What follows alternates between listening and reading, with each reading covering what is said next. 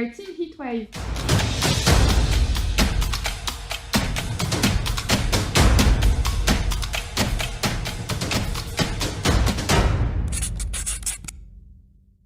Our film tells the story of a vampire who struggled to sleep during the worst heatwave in the history of mankind. Having failed miserably to cool down, he decides to flee to the moon. We wanted to create a unique vampire, different from the usual tall and thin vampires we often see in pop culture. I was inspired by different characters such as the dude from Big Lebowski or Homer Simpson. The main challenge was to keep the 2D design in the 3D sculpt. Fyodor's body is made of sharp body parts. His nose and ear resemble those of a dangerous vampire. This creates a contrast with the rawness of his body. I mainly used its 2D design as a foundation and kept his unique silhouette in a 3D sculpt. I also created blend shape by exaggerating his traits to help with the rigging part. For the second character, we wanted a sidekick for Fyodor. The idea was to make a cute character, so I sculpted a round fish with big eyes. I made both the iris face different directions to emphasize the fish's lack of intelligence. For the grooming part, I had to create very stylized clumpy hair to match the cartoony art direction. The hairstyle and the moustache would later on be transformed using the animated meshes through a simple Houdini setup. This allowed us to have more control and create a more dynamic style for the character. I had to create a contrast between the character and the environment. The manor had to be different from the residential houses to show that a special character lived in it. We designed the ship to appear like a bat's head. To create it, I assembled the manor's assets to show that Theodore's made it himself without having to get out. The big well had to be impressive. It had to be ultra-visible without taking all the limelight from the city. Its distinctive appearance is due to its heptagonal shape. Regarding the environment, the challenge was to create 3 different environments with 3 different moods.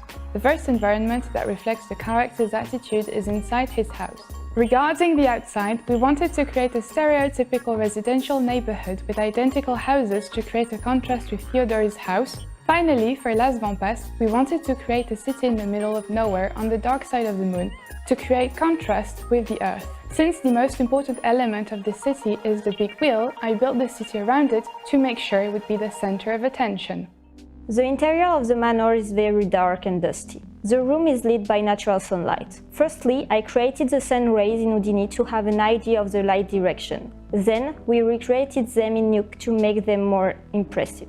The lighting of the outside part of Earth and Las Vampas are in total opposition. While one has very warm and yellow tones to illustrate how hot it is on Earth, Las Vampas has a very cool atmosphere with blue, green and purple colors. The challenge was to find how I could lit up Las Vampas since it is supposed to be in absolute darkness. For this reason, I incorporated lots of neons that would also remind us of Las Vegas. I painted the character's texture by hand in Mari. The challenge was to add details without overdoing it to preserve the cartoonish style. I added veins and wrinkles to represent the character's stage of life. The difficulty in doing this part was to find a good color palette for the skin to match the environment and keep its vampiric aspect. I created some texturing presets in Substance Painter such as the woods and the metals. I worked procedurally at first. Then I added details by hand to give a 2D and cartoonish aspect. I mixed multiple techniques such as procedural texturing, painting and projection to add details when necessary and to gain speed and quality for the renders. We took great care in doing the rig part and dispatched the work to gain time to be more efficient. I made the body part with an auto-rig system and added the missing detail, such as the breathes or stress and squash, that we needed for the style of animation we chose. I was responsible for the facial part, which is made mainly with blend shape. As for the body, I added details to improve the facial animation. Regarding the animation, we wanted to make a hybrid style between cartoon and semi-realistic type. So we took our inspiration from movies such as Bad Guys, Puss in Boots and Turning Red. The cartoon style emphasized all the dynamic moments and the gag in our movie. We had semi-realistic animation for all the emotional shots and close-up in which we need more details for the character expression. We began to film ourselves to understand our character's body language.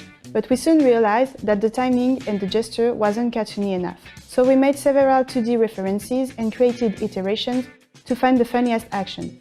Using 2D helped us to find appealing poses and to avoid wasting time trying in 3D. Our character is overweight with small legs and appears physically to have no neck. At first, it may seem problematic, but we used this to our advantage. We amplified all the movements with overlaps and overshoots to make his body look amusing. For example, in some shots, we use the character's belly and backside to add a humorous and light-hearted touch to our film. For this project, I used Harmony and After Effects. For the foam, making the burst malfunctions was really interesting. It needed to have a wacky rhythm, and the motion contrasts along with the fluid density. My favorite asset is the sun. I wanted organic, slow, and non-linear shapes for what was happening in the sun. So I designed a sphere with a very sharp two-tone texture of red and yellow and used its evolution and offset to have an animated roof. Then I redefined the shapes and added on top of it a 2D animated layer so that it looks like a big stylized sun. Thank you for listening. We hope you enjoy HEATWAVE!